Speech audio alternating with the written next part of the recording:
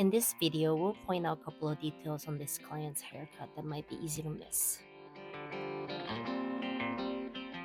He has a lot more growth on his nape than his bangs area, and this is quite normal for most clients. Not all hair grow at the same rate. Here's the outcome. He has natural protrusion above his ears. I've adjusted for that as I'm fading. As I'm pointing out with my finger here, you also want to fade the edges. Let me point out another hidden detail. I've sort of carved out the insides underneath the top hair in the back. That way the top hair can sit nicely against his scalp.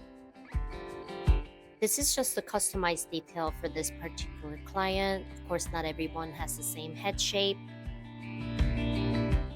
Whenever I have repeat customer, the quality of the haircut tends to go up because I notice more little details like this.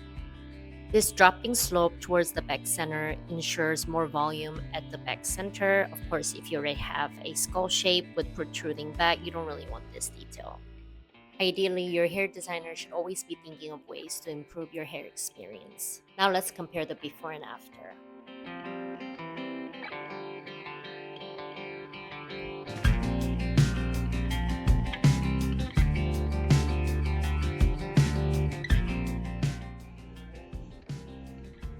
Notice how slim the sides are. This is one of the main benefits of undercut, i.e. two block cut.